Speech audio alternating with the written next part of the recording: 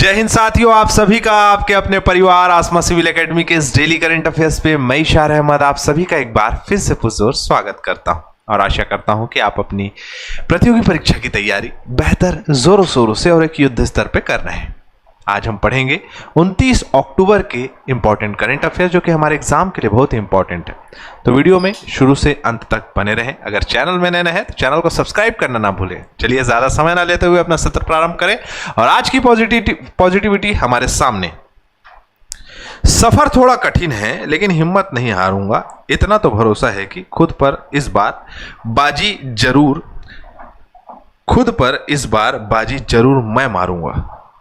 अर्थात लड़ाई खुद से है, याद रखिएगा, लड़ाई किसी और से नहीं है, खुद से है। अगर आप अपने आप को अनुशासित कर लेते हैं, डिसिप्लिन वे पे अगर आप कार्य करते हैं तो आपको किसी का कोई नहीं हरा सकता। अर्थात अपने डिसिप्लिन को बनाए रखें।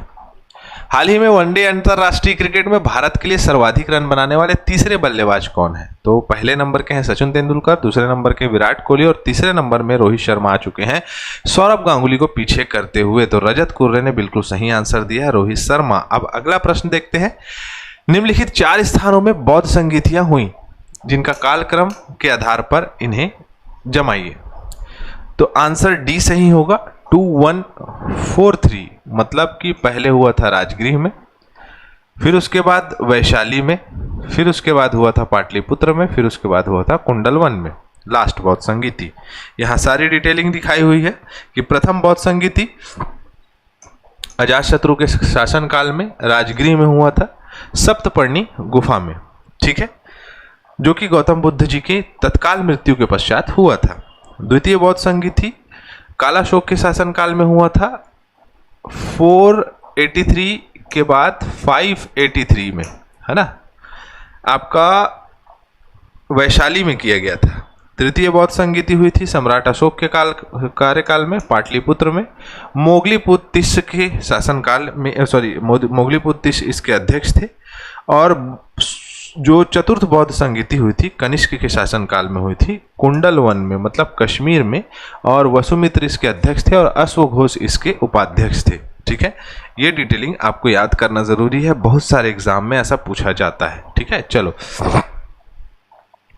अंतर्राष्ट्रीय इंटरनेट दिवस कब मनाया जाता है? तो नेशनल इंटरनेट डे जो है, इंटरनेशनल इंटरनेट डे जो है वो हर साल 29 अक्टूबर को मनाया जाता है। क्या हुआ था भाई इस दिन? क्या ऐसा खास हुआ था? बताइए, आपको पता है क्या? नहीं पता तो मैं बता देता हूं कि आज के दिन 1969 में पहली बार इलेक्ट्रॉनिक संदेश, जिसको LO के नाम से जाना जाता है, इसे प्रसारित किया गया था। कैलिफोर्निया विश्वविद्यालय लॉस एंजलिस के छात्र थे जिनका नाम था चार्ली क्लाइन। ठीक है, तो ये महत्वपूर्ण है। और आज की डेट में अगर हम देखें तो इंटरनेट औसतन जो है प्रतिदिन 6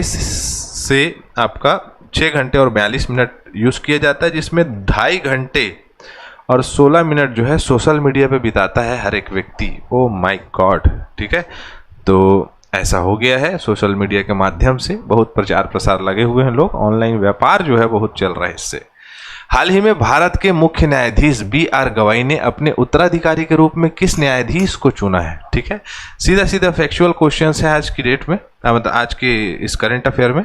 जस्टिस सूर्यकांत शर्मा, ठीक है, जस्टिस सूर्यकांत शर्मा जी को जो है इन्होंने अगला जो 53वां मुख्य न्यायाधीश है वो नामित कर दिया है। ठीक है, राष्ट्रपति की सलाह से जो है आपका राष्ट्रपति के द्वारा जो है चीफ जस्टिस ऑफ इंडिया का नियुक्ति होता है आर्टिकल 123 के अनुसार, है ना, आर्टिकल 124 के माध्यम से।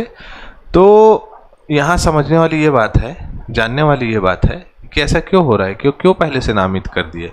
इसलिए नामित कर दिया गया है क्योंकि 23 नवंबर 2025 को CJI BR गवाई जी का कार्यकाल समाप्त हो रहा है। ठीक है, तो इसे याद रखें।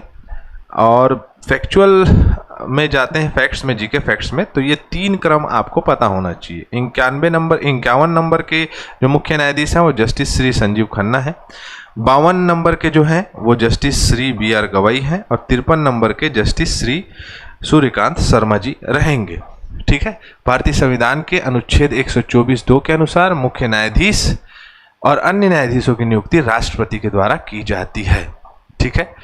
अगर देखें योग्यता, तो भारत का नागरिक होना चाहिए और उच्च न्यायालय में कम से कम 5 वर्ष तक न्यायाधीश के रूप में कार्य करना चाहिए, है ना। एक से अधिक उच्च न्यायालयों में भी ये कार्य कर सकता है और उच्च न्यायालय में कम से कम 10 वर्ष तक अधिवक्ता होना चाहिए। राष्ट्रपति की राय में वह एक प्रतिष्ठित न्यायविद होना चाहिए, तो उनकी नियुक्ति की जा सकती है। पद से हटाने की प्रक्रिया राष्ट्रपति के द्वारा ही हटाया जा सकता है और दोनों सदन में जो है लोकसभा राज्यसभा में विशेष बहुमत या अभिभाषण पारित किया जाना आवश्यक है और 2/3 बहुमत से जो है विश्वास प्रस्ताव से इन्हें हटाया जा सकता है। ठीक है। चलिए, हाल ही में रूस ने दुनिया की पहली परमाणु ऊर्जा से संचालित क्रूज मिसाइल का सफल परीक्षण कर लिया है और ये पहली परमाणु ऊर्जा संचालित जो मिसाइल है, इसका नाम है बुरेवेस्टिन। ठीक है, सॉरी, बुरेवेस्टनिक नाम है इसका। और ऐसा कोई निश्चित दूरी तय करने का परीक्षण नहीं किया गया है। ये जो है जितना चाहे उतना दूरी तय कर सकता है। इसमें ऐसा फ्यूल अगर डाल दिया जाए तो अनलिमिटेड रेंज है इसका।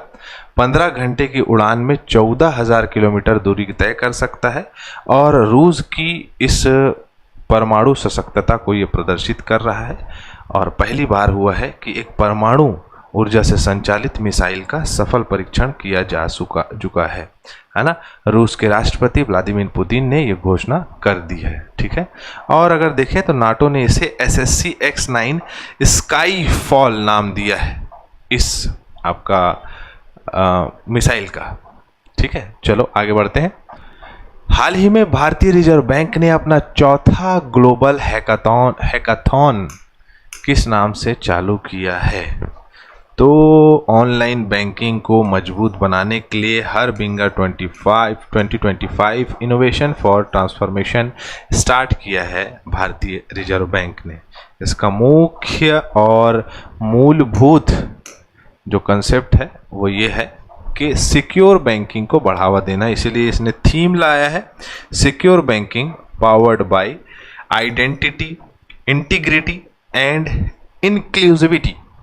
मतलब पहचान और ईमानदारी समावेशन से सशक्त बनाना, किसी भी प्रकार से अपराध को रोकना जिससे ग्राहकों को पहचान में सुरक्षा हो, डिजिटल लेन देन में भरोसा बढ़ाएं और बैंकिंग सेवाओं को सभी के लिए सुलभ बनाने का उद्देश्य रखा गया है। 1935 में स्थापना हुई थी भारतीय रिजर्व बैंक की। 1949 में इसका राष्ट्रीयकरण हुआ है। मुंबई महाराष्ट्र में मुख्यालय है। गवर्नर हैं संजय मल्होत्रा। ठीक है। भारतीय निर्वाचन आयोग द्वारा विशेष गहन पुनरीक्षण मतलब कि स्पेशल इंटेंसिव रिवीजन SIR का दूसरा चरण कितने राज्यों और केंद्र शासित प्रदेशों में चालू किया है? 12 राज्य हैं टोटल, जिनको फरवरी तक कंप्लीट करना है SIR। ठीक है। और इस SIR में जितने भी वोटर्स हैं उनका क्लियरेंस दे दिया जाएगा। असम को इसमें शामिल नहीं किया गया क्योंकि नागरिकता और मतदान पंजीकरण असम में अलग है। अंडमान निकोबार द्वीप समूह, छत्तीसगढ़, गोवा, गुजरात, केरल, लक्षद्वीप, मध्य प्रदेश, पुदुचेरी, राजस्थान, तमिलनाडु, उत्तर प्रदेश और पश्चिम बंगाल इसमें शामिल है। 4 नवंबर से चालू होगा, 7 फरवरी तक चलेगा और मतदाता सूची जारी की जाएगी। ठीक है। क्विक फैक्ट्स देखेंगे इसमें तो 4 नवंबर से 7 फरवरी 2026 तक का क्राइटेरिया रखा गया है, मैं ये बता दूं, है ना। शामिल राज्य 12 हैं मुख्य निर्वाचन आयुक्त ज्ञानेश कुमार हैं, असम को शामिल नहीं किया गया है। अंतिम मतदाता सूची 7 फरवरी 2025 को ले आया जाएगा। आधार केवल पहचान प्रमाण पत्र के रूप में मान्य है। अधिकतम मतदाता प्रति केंद्र 1200 होने चाहिए। अब सारा ब्यौरा 7 फरवरी को देगी चुनाव आयोग। 30 से 31 अक्टूबर 2025 तक भारत अंतर्राष्ट्रीय चावल सम्मेलन 2025 का आयोजन कहाँ किया जा रहा है? तो कहाँ किया जा रहा है भाई? तो नई दिल्ली में भारत मंडपम में कराया जा रहा है। चावल, या जिसे हम धान कहते हैं, धान से चावल निकलता है। इसकी क्वालिटी, इसकी उपलब्धता, इसमें क्या क्या इनोवेशन किए जा सकते हैं, क्या क्या परीक्षण किए जा सकते हैं जिसमें उत्पादन में वृद्धि हो और व्यवसायियों के साथ साथ कृषकों को भी लाभ हो, इसके लिए जो है ये वैश्विक चावल व्यापार और अधिक मजबूत बनाने के लिए इसे चालू किया गया है। 1989 में भारतीय चावल निर्यातक संघ का स्थापना हुआ है। 1989 में नई दिल्ली में मुख्यालय है। ब्रिक मतलब बिर्क मतलब कि BIRC, Bharat international rice conference के नाम से इसे जाना जाता है, जो कि 2025 में आयोजित कराया गया था। 30 नवंबर को आयोजित कराया जाएगा। ठीक है, चलो। 28 अक्टूबर को अंतर्राष्ट्रीय एनिमेशन दिवस मनाया जाता है। ईस्ट तिमोरे या तिमोर लेस्ते 11वां सदस्य बन गया है आसियान देशों का। 4 पुरस्कार दिया जाता है राष्ट्रीय विज्ञान पुरस्कार के तौर पे, है ना। प्रतिस्मिता भोई जो है विश्व युवा रिकॉर्ड बनाने वाली जो है स्वर्ण पदक जीत गई है एशियन यूथ गेम में।